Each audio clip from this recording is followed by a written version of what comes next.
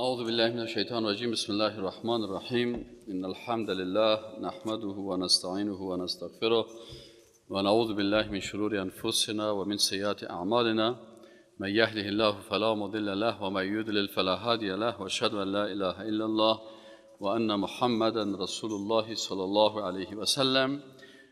سوره مریم علیه السلام هست، سوره مکی هست و تقریبا 98 آیت دارد. اول ای که چرا این سوره را سوره مریم میگن؟ به خاطر از اینکه سوره مریم در اینجا ذکر کرامات یک دختر با شخصیت و با ایمان شده و در این سوره ما و شما میبینیم که به نزد الله متعال دخترها و خانمها بسیار ارزش دارن، خصوصا دخترها و خانمهایی که با ایمان باشه و این حقوق زن در قرآن عظیم شان ثابت میکنه.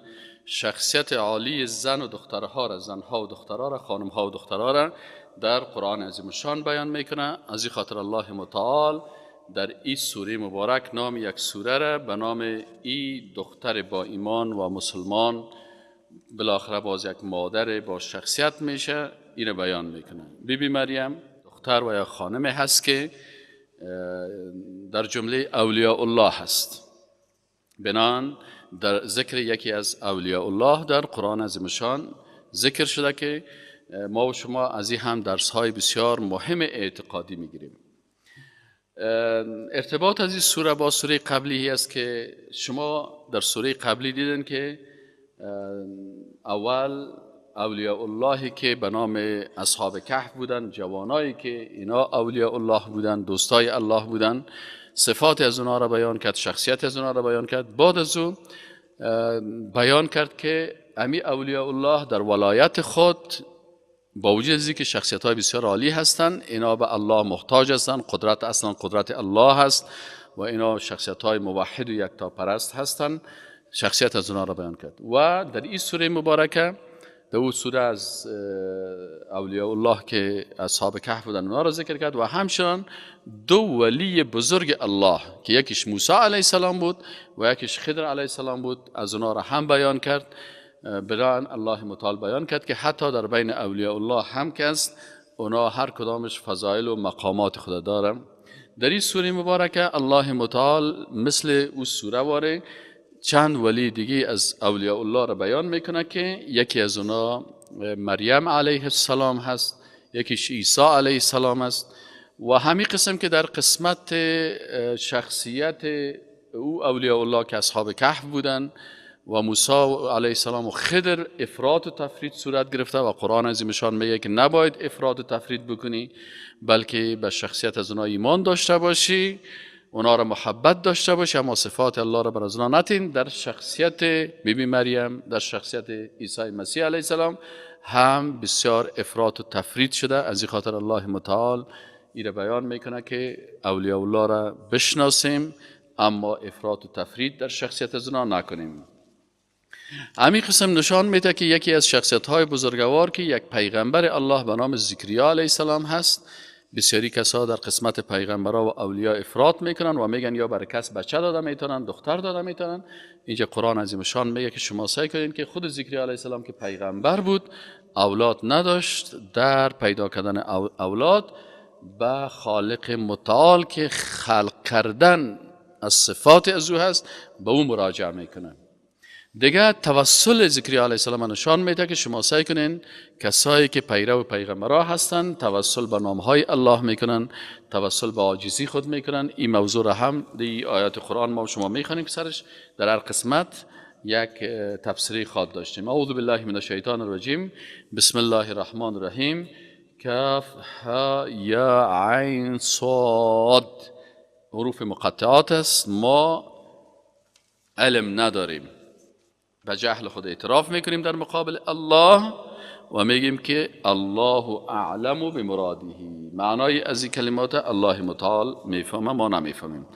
ذکر رحمت ربک عبده زکریا. الله متعال میگه این ذکر است، یادداشت هست، خبر است. از چی؟ از رحمت رب تو، رحمت ذاتی که خلق کننده هست. روزی دهنده هست، شفا دهنده هست. از رحمت ازی بالای کی؟ بالای عبده و بندیش که زکریا علیه السلام یک پیغمبر معصوم و پاک است. پس اگر یک پیغمبر صاحب فرزند میشه و یا پیغمبر میشه یا بالایش وحی نازل میشه، این رحمت الله بالای ازی هست. پس این هم رحمت الله بالای بندیش است. شما از زندگی زکریا علیه السلام هم درس عقیده بگیرین، عقیده تان جور بکنین، ایمان تان جور بکنین، فکر تان جور بکنین. اذ نادى ربه، میگه این چه قسم است؟ میگه شخصی بود هنگامی که ندا کرد، دست دعا بلند کرد. با کی دست دعا بلند کرد زکریا علیه السلام؟ آیا به قبر ابراهیم علیه السلام رفت؟ آیا به قبر دیگه پیغمبرها رفت؟ آیا رفت کدام جای خراب؟ نه، رفت دست دعا را بلند کرد، ربه به بارگاه ربش. کسی که خلق کننده زکریا علیه السلام است، خلق کننده آدم علیه السلام است، خلق کننده موسی علیه السلام است، خلق کننده ابراهیم علیه السلام است. پیش از نداء خفیه، یعنی اینچه ندا به معنای صدا هست که یک نفر صدا میزنه، لکن زکریا علیه السلام همین ندایی را که میکنه، ادب دعا چی است که خفی باشه. چرا این ادب در دعا است که مخفی انسان وقتی که من به پروردگار خود دعا میکنم نیاز نیست که چیخ بزنم. الله سمیع است، الله بصیر است، الله عالم الغیب است. وقتی که دست خدا می قسم میگیرم، ولو که زبان و لب من هنوز حرکت نکرده، در قلب من آنچه است الله متعال او را میفهمه. پس زکریا علیه السلام ندای خفی به خالق خود چیز میکنه که یا رب، ای خلق کننده آسمان ها و زمین، ای دختر و پسر دهنده بر مخلوقاتت، ای روزی دهنده بر مخلوقاتت، من محتاج هستم. پس پیغمبر به الله محتاج است. در رأس اولیاء الله پیغمبرها هستند. اولین ولی از اولیاء الله کی است؟ پیغمبر است. پس این پیغمبر که ولی از اولیاء الله هست و شخص بزرگ است و این مقام داره، با بسیار عاجزی و صدای پخش، چیغ نمیزنه، خیز نمیزنه، حرکت نمیکنه، با ندای خفی میگه که قال، گفت رب، توسل میکنه با نام الله، ای رب من، ای خالق من. توسل چی است؟ انسان توسل میکنه با نامهای الله، توسل میکنه با صفات الله، توسل میکنه با بیان ایمان خود، مثل که اصحاب غار اعمال خود. توسل به الله میشه با چی؟ با ذکر عاجزی خود. بعضی اوقات ما الله را میگیم تو رب ما هستی و ما عاجز هستم. اینجا دو توسل کرد زکریا علیه السلام، توسل به نام الله کرد گفت رب، و توسل با ذکر چی کرد؟ عاجزی خود. این توسل است که توسل یکی از عبادات چی است؟ زبانی هست. ما عبادات داریم، توسل عبادت است و عبادت به کی میشه؟ به الله میشه. با چی میگه؟ ای رب من. توسل با صفت الله، با نام الله که رب است، و توسل با بیان عاجزی خود. رب، ای پروردگار من، اینی مکه هستم. زکریا علیه السلام میگه وهن العظم منی، استخوانای من بسیار ضعیف شده. یعنی انسان که پیر شوه، ضعیف شوه و موی سر کلش سفید شوه، دیگه زکریا علیه السلام میگه ای رب من، اینی وهن العظم منی، مکه هستم ضعیف شد استخوانای من، و اشتعل الرأس شیبی، مویای سر من شعله زده، سفید از مثل که شعله آتش باشه. و اشتعل الرأس شیبی، یعنی سر من سفید شده، مویای سر من. از چی؟ از شیب. چی را میگن؟ پیری. شاب، شیب. شاب جوان، شیب پیر. و آل باز چی میگن؟ سوم توسل میکنه به اعمال خود. زکریا علیه السلام سه توسل کرد: توسل به رب، توسل به ذکر بیان عاجزی خود، و توسل به بیان اعمال و ایمان خود.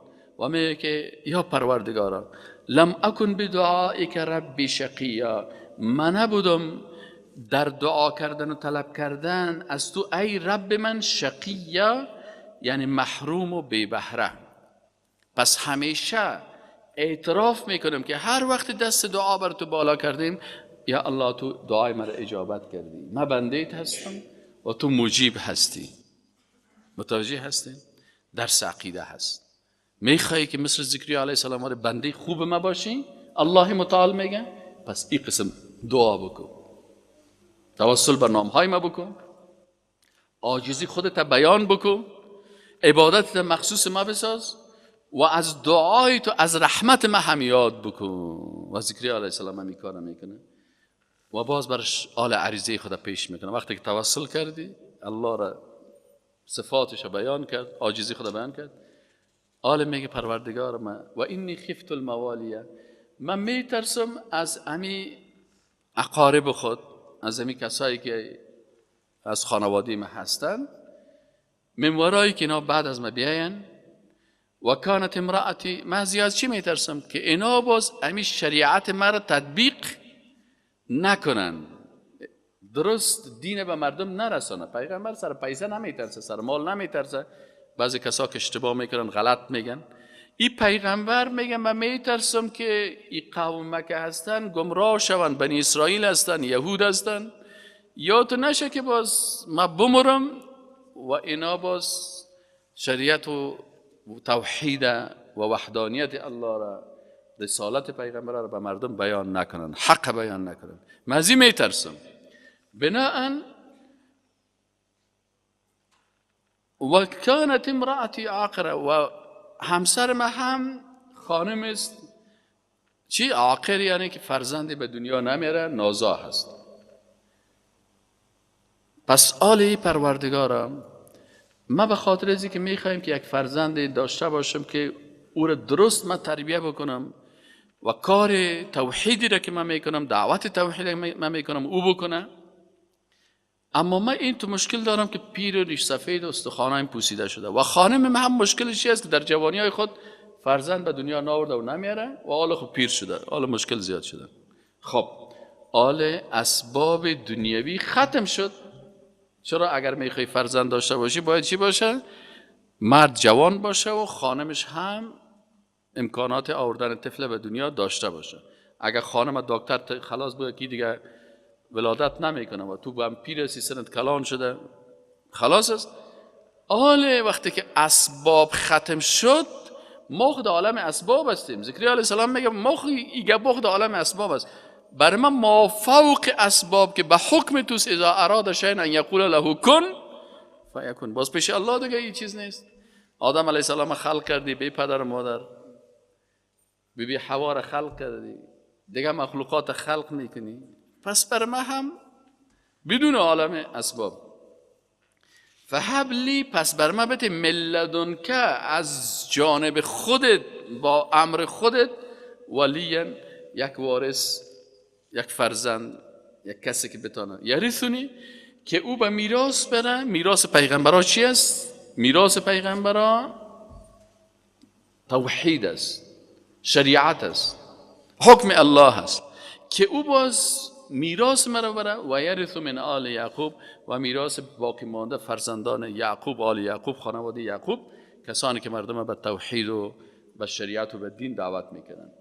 و اجعله رب، پروردگار این فرزنده که برای من میتی، همیشه به پدرها یک درس میته و مادرایی که دعا میکنن، دعا بکنن که پروردگار و اجعله ربی راضیه، برای من ای رب من یک فرزند بده که او فرزند من صالح باشه، از شریعت تو راضی باشه، انسان مؤمن حقیقی، جوان دیندار. امو جوان است که سر شریعت الله فلسفه نگویه که این چرا تو است، او چرا تو است، او چرا تو است. وقتی که برش گفته شد که الله تو میگه و رسولش تو میگه آمنا و سلمنا. آل زکریا علیه السلام میگه پروردگار اما تو یک فرزند بر ما بده که چی باشه؟ از شریعت تو چی باشه؟ راضی باشی. اینی فرزند صالح است. فرزند صالح کدام یکی است؟ که از شریعت الله چی باشه؟ راضی باشه. اما یکی باز میخواد که والا چرا نماز بخوانیم، چرا نماز صبح 2 رکعت است، چرا نماز پیشین قدر است، چرا حج بریم، چرا فلانی بریم، این باز راضیه نیست. زکریا علیه السلام میگه یا الله برای من فرزند بده، لکن فرزند صالح بده، فرزند صالح نصیب بکن. یا زکریا، الله متعال با عظمت و قدرت خود چی میکنه؟ برش میگه یا زکریا انا نبشرک، ما تو را بشارت میتیم به غلام، به پسری که اسمه یحیی که باز نامش یحیی میگذاری. لم نجعل له من قبل سمیا، نکردیم قبل از او اما تو یک نام کسی دیگه نداشت. یعنی سمی به معنای هم نام، یعنی قبلا به نام یحیی کس نام نداشتن. قال آل زکریا علیه السلام باز پس میگرده به عالم اسباب، دعا خو کرد. قال ربی انا یکون لی غلام، چه قسم برای من فرزند میتی؟ حالا از عیسی پیغمبر خو عقیده دارن، حال کیفیتش میگه پروردگار چه قسم برای من فرزند میتی؟ و کانت امرأتی عاقره، خانم مخو نازا هست. و قد بلغت من الکبر عتیا، ما هم بسیار پیر و ضعیف شدیم.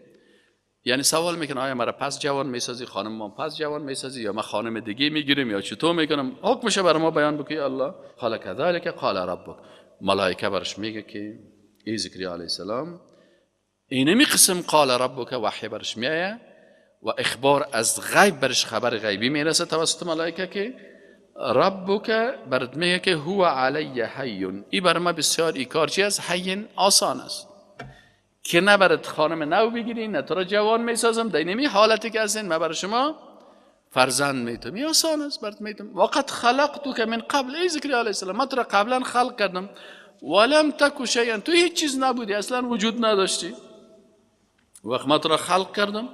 قال رب اجعل لی آیه، آل زکریا علیه السلام میگه پروردگارا خیلی یک علامتی برای من نشان بتین که من خوشحال شم و بفهم که چه وقت فرزند من به دنیا میه.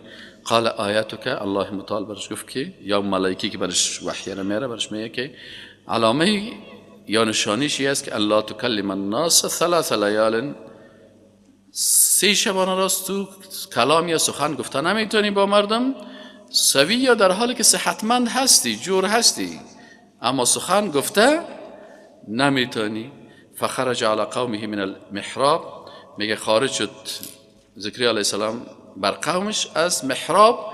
محراب حاله حرب میگه، این مسجد که هستی کلش محراب گفته میشه، ما و شما اینجا محراب میگیم، این کلش یعنی از این مسجد یا از این جای عبادت چی شد؟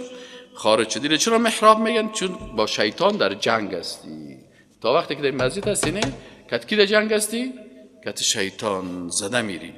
شیطان میگه بخیلابتی درسه چی میکنی؟ الان که فیلم رفت پیشت، الان میمانی رفت، الان دوستایت خفه میشه. اینه تو دیگه که در جنگ هستی میگی تو بیشی گم شو شیطان جان، برای اعوذ بالله برو، زود اعوذ بالله میگی در درس دوام میتیم. پس اینجا میگه زکریا علیه السلام برآمد از کجا؟ از امین مسجد یا جای عبادتگاهی که بود که اونجا با شیطان در جنگ میباشه. خب خارج شد علی قومه، بر قوم خود، من المحراب از اتاق، فاوحى الیهم، بر از اونا اشاره کرد. وحی در لغت به معنای اشاره هست یا خبر دادن عاجل است و در اصطلاح خب باز ما و شما میفهمیم که چی است. این وحی اینجا به لغوی استعمال شده.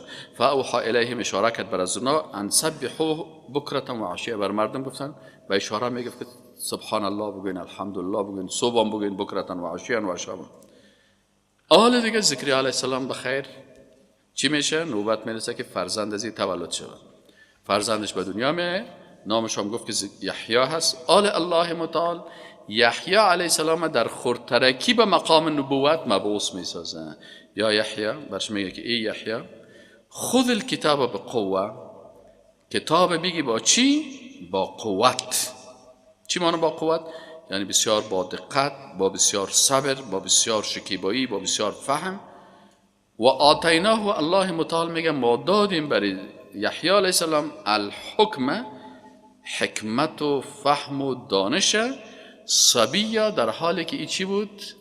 سنش کوچک بود، در سن صبی و صبیه. صبی یعنی طفل که هنوز به سن بلوغ نرسیده باشه یا سنش بسیار کم باشه. ای فرزند حکمت برش داده شد و دانش داده شد. ای حکمت چی هست؟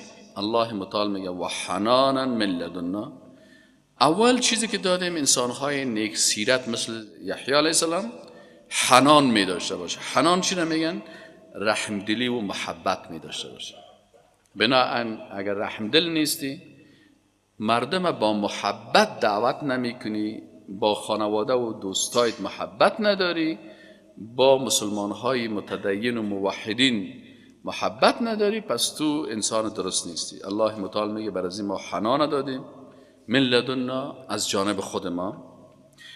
و دیگه چی برش دادیم؟ و زکاتن، و پاکیزگی دادیم برش. این دو صفت انسان متدین و جوان خوب و نوجوان خوب مو هست که این پاکیزه و پاک باشه از غیبت، از دروغ، از حسادت، از سخنچینی، از تکبر، از حزبگرایی و قومگرایی و این گپا. و کان تقیه، و همچنان چون پاک بود با تقوا هم بود. دیگر صفات جوانای و نوجوانای خوب چی هست که زکریا علیه السلام این صفت الله برش داده بود؟ بر ما و شما درس است که این چیزا صفات داشته باشین. و برم به والدیه، و به والدین خود بسیار نیکوکار بود. پس جوان مسلمان یحیی صفت امو هست که بر پدر خود چی باشه؟ نیکوکار باشه. اما اگر مادر و پدر از پیشت خفه هست، هر قدر که قرآن و سنت بخوانی باز هم تو نیکوکار گفته نمیشی. ولم یکن جبارا عصیا. این عیب هایی که جبار است، متکبر است، خودخواه است، بدماش است، این نمی داشته باشه.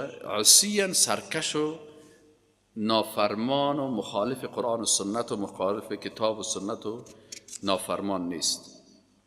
الله متعال میگه و سلام علیه، سلامتی هست بالای یحیی علیه السلام یوم ولد، در روزی که تولد شد. الله متعال ایره سلامت نگه داشت. و یوم یموت، و روزی که باز بمره، در روز مرگش هم سلامتی هست، روزی که میمیره. و یوم یبعث حیا، و هر روزی که باز ای زنده میشه دوباره در اینجاست. یعنی سه حالت است. سبحان الله، سه حالت بسیار سخت است سر انسان. نو که تولد میشه به دنیا بر انسان بسیار سختی می باشه. روزی که انسان میمره قبض روح میشه، این وقت هم بسیار سختی هست. و روزی که انسان مبعوث میشه دوباره روز قیامت میشه، بسیار سختی هست. پس الله متعال اینجا یک درس برای ما و شما چی درس میتن؟ کسی که قرآن خوب دقیق فکر کنه.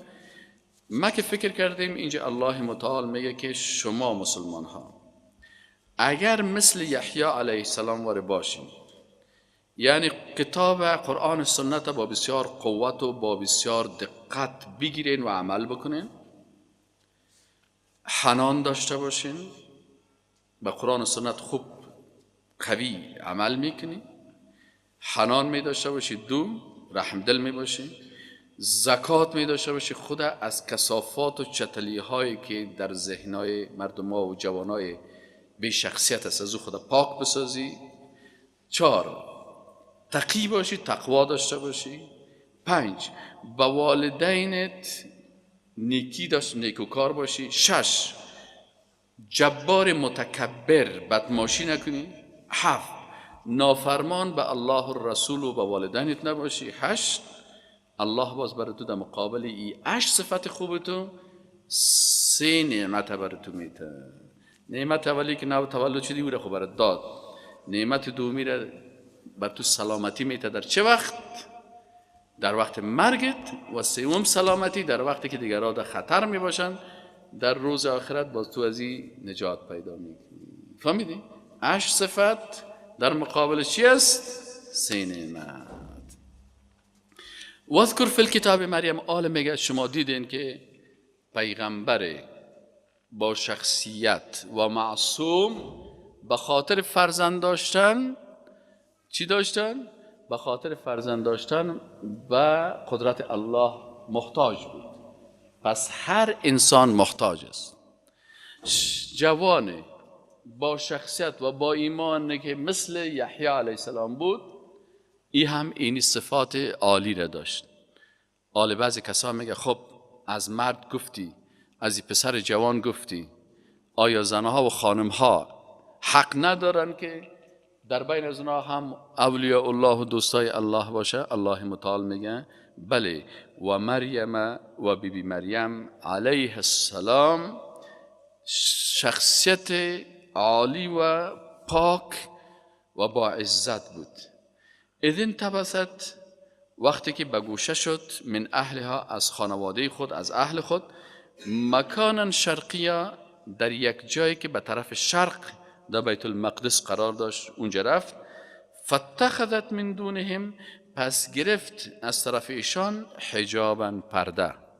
پس اینجا میگه که حجاب که است، درسی که میگیریم از قرآن، زن با شخصیت بیبی مریم است.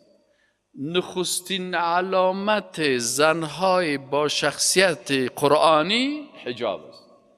زن اگر اول حجاب خود مراعات نکرد، ستر نکرد، از بچه ماما و بچه کاکا ستر نکرد، از ایوار و از قومای شوهر ستر نکرد، در خانه با حجاب نبود، در بیرون با حجاب نبرآمد، باز این زن با شخصیت شده نمیتونه. در قسمت زن اول از کجا شد؟ بعد از ایمان مهمترین عنصر برای شخصیت زنها چی است؟ حجاب است. حالا میگه که این پرده و حجاب گرفت. در وقتی که این با حجاب و با شخصیت است، این با ایمان است، ولی از اولیاء الله است که در آیات دیگه قرآن برای ما و شما گفته شد که این ولی الله که در قرآن آمده و ولایتش ثابت است، بیبی مریم است. زکریا علیه السلام باز ما و شما خواندیم که در اونجا گفت که وقتی می آمد که میوه ها پیش روش از غذا هاست و برش میگفت که از کجا شدی پیش تو، باز میگفت که هذا من عند الله، ای از جانب چی است؟ الله است. این ولایتش بود، کرامتش بود. از کی؟ بیبی مریم. آل امی خانم وقتی که ولایت داره، علم غیب میفهم، الله میگه نه. محتاج است؟ بله محتاج است. دوست الله هست؟ بله هست. ولی هست؟ بله هست. اول زن ولی و دوست الله هست که حجاب مراعات میکنه. میگه حجاب گرفت. الله متعال میگه فارسلنا الیها، باز ما روان کردیم پیش ازی روحنا، فرشته ما که او را روح الامین میگن که جبریل امین علیه السلام هست. فتمثل لها بشرا، میگه امی تمثیل کرد جبریل علیه السلام برای بیبی مریم بشرا، به شکل یک انسان، سویاً برابر آمد در مقابلش، من حیث یک انسان استاد شد. آل دختر با ایمان و با شخصیت وقتی که مردی را میبینه در مقابل خود در حالی که با حجاب هم است، قالت، گفت اعوذ بالرحمن منک، گفت ما به الله پناه میبرم از تو مرد، این کنت تقیا، اگر با تقوا هستی ما به الله پناه میبرم، فکرت باشه به طرف من نظر غلط نکنی. قال، گفت جبریل علیه السلام انما انا رسول ربک، گفت ای دختر با ایمان، من که هستم رسول ربک، من فرستاده رب تو هستم، من ملائکه هستم. به این شکل که آمدیم و فرمان الله هست که لأهب، تا ببخشم لکی برای تو، غلاما زکیه، یک فرزند پاکیزه. پس وهاب الله هست. تمام بنده هایش که هستند به وهاب نیاز دارن و این حبه فرزند و اولاد که از توفیق الله هست. این گفت که من از جانب الله بر ما وحی شده که بر تو من فرزند بدم. چون بیبی مریم در عالم اسباب زندگی میکنن و اولیاء الله هم در عالم اسباب زندگی میکنن، آل بیبی مریم از عالم اسباب پرسان میکنه، قالت انا یکون لی غلام، چه قسم من فرزند داشته باشم، ولم یمسسنی بشر، تو خود ملائکه هستی. شما هم میفهمین که وقتی یک دختر صاحب فرزند میشه که شوهری داشته باشه، ولم یمسسنی بشر، هیچ بشری مرا مسح نکرده، ولم اکو بغیه، و ما کدام زن بدکار هم نیستم که بدون طریقه شرعی و بدون نکاح فرزند بیارم. پس در عالم اسباب خامی دو حالت است که یک دختر وقت صاحب فرزند میشه که یا ازدواج بکنه و یا هم کدام بدکاری باشه، و ما اردوی ازی نیستم. پس چطور ممکن است که ما صاحب فرزند شوم؟ قال، آل برش ملائکه میگه که کذالک، اینمی قسم، قال ربک، رب تو گفته. وقتی که رب گفت باز عالم اسباب خطا میخوره و ما فوق اسباب به شوهر به مس شخص تو را صاحب فرزند میسازه.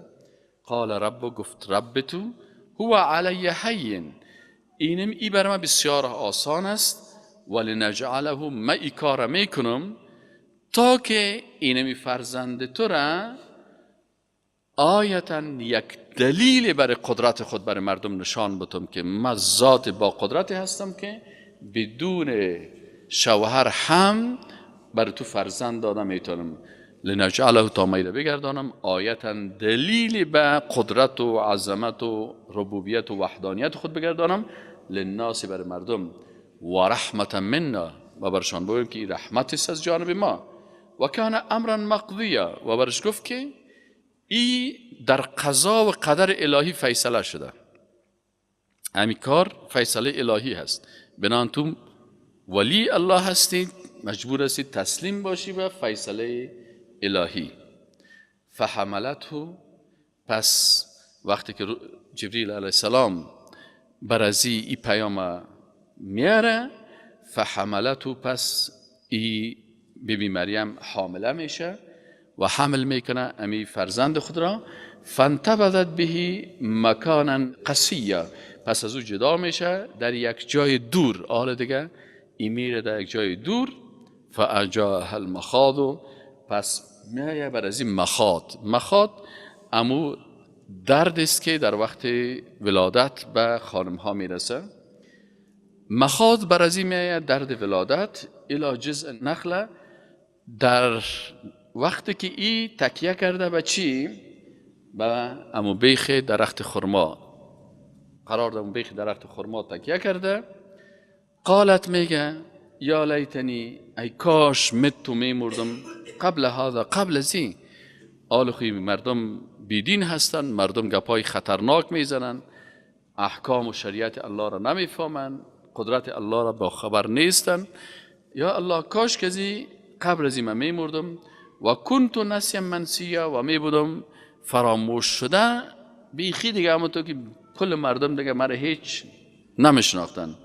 فناداها من تحتها میگه امونجا از زیر از این درخت نخل یا خرما امینجا یا از پایان صدا شد بر ازی که الله تحزنی غمگین مباش قد جعل ربک تحتک سریا گردانیده هست رب تو در پایان پای تو سریا چشمه. چون در این لحظه احساس تشنگی میکنی و تو در جای آمدی که درخت خرما هست، خشک است، آبی منطقه وجود نداره و الله متعال برای چشمه آب امینجا مثل که باز برای اسماعیل علیه السلام اما تو زمزم شد نه زیر پای ازی هم چی می باشه؟ میگه که اینجا چشمه هست. و حزی الیکی برش پیام داده میشه که حرکت بتی به جنبان به طرف خود به جزء نخله امو شاخ خرما را یا درخت خرما را امی قسم کرده دستت امی درخت خرما را چی بده؟ تکان بده تو ساقط تا که الله متعال از امی درخت الله متعال کرامات از این ذکر میکنه.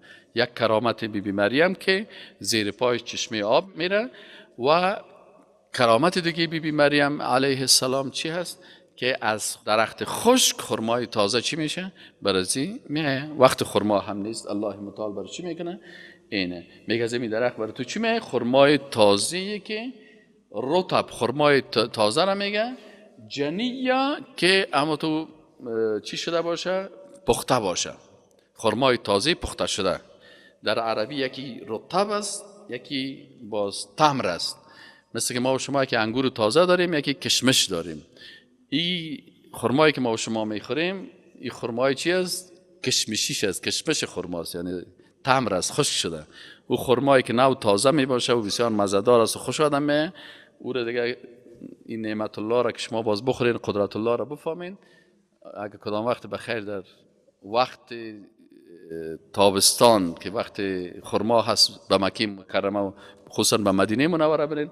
ما اون وقت رفتیم در مدینه منوره الحمدلله باز درختای خرما باز میاره اما تازه اونو هست و خرمای تازه پخته شده را براتون میاره. گفت که برات میرسم. سبحان الله این کرامتی کی است؟ بی بی مریم علیه السلام.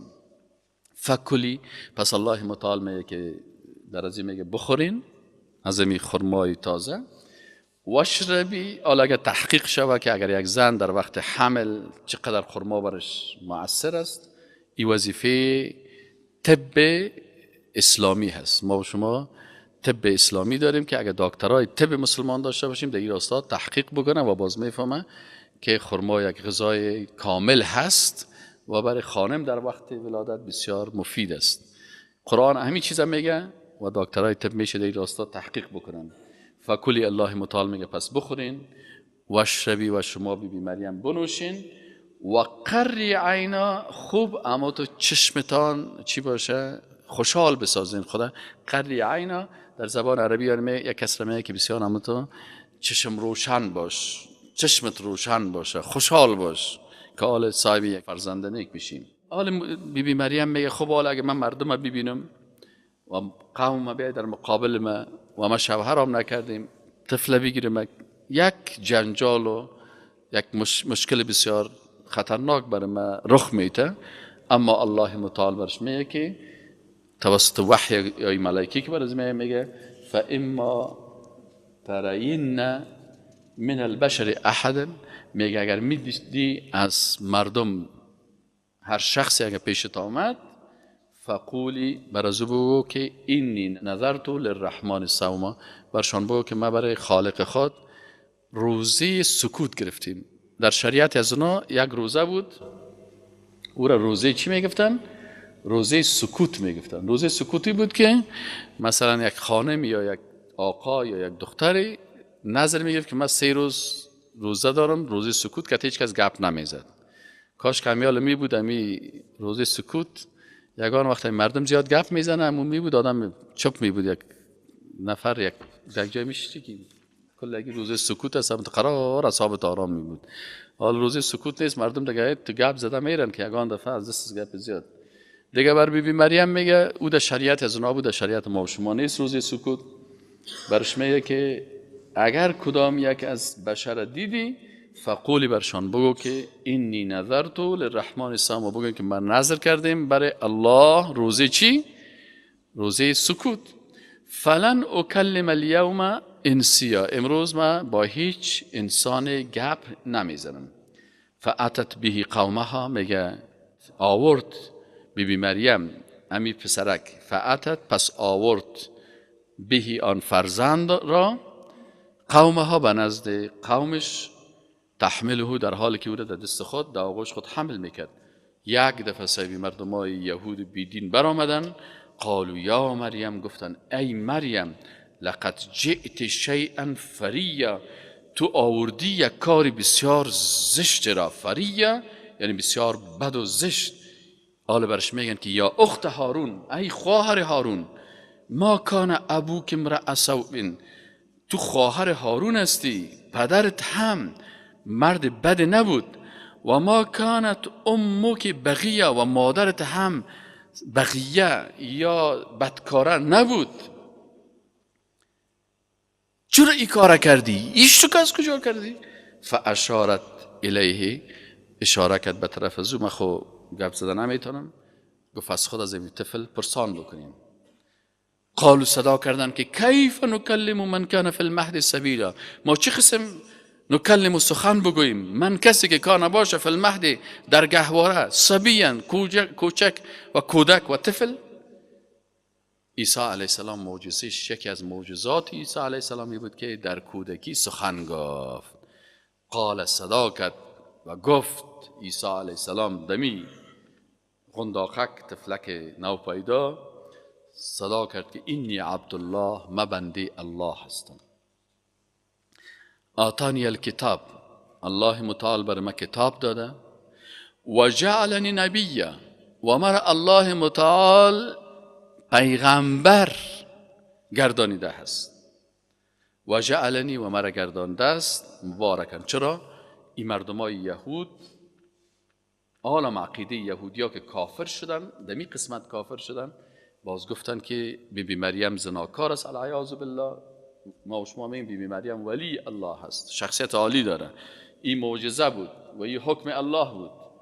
پیدایش عیسی علیه السلام بدون پدر معجزه بود.